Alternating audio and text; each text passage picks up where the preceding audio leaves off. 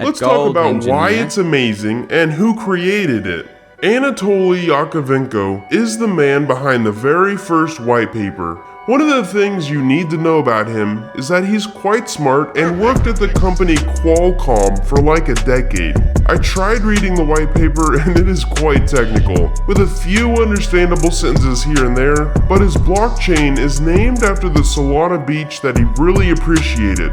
But let's get into why Solana's price has skyrocketed in the past few months. First of all, Solana has a block time of 400 milliseconds, which means they are very fast, especially when you compare that to Ethereum's block time of 10 seconds or Bitcoin's 10 minutes. Also, Solana boasts that they can handle up to around 710,000 transactions per second, which is like 30 times the amount that Visa currently handles. Although they've never actually been able to go past 50,000 in the past, this doesn't mean they can't do 710,000, it just means they haven't tried. So the Solana network is fast, it's monstrous, and it's also cheap. I would say that it's comparable to the Matic network, with transaction fees around 1/100th of a penny.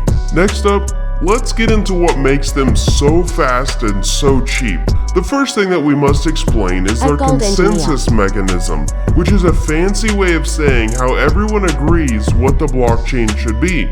Now, they don't use proof of work, and they don't really use proof of stake. Anatoly actually described a new system called proof of history in his white paper. It's basically proof of stake, but it adds in the special variable of time.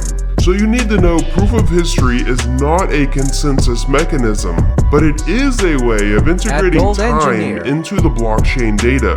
We use something called timestamps to place a specific date and time on the blocks. And we do this so that it allows for a very fast sequencing of validators, basically so that they know their order to submit blocks without having to communicate back and forth.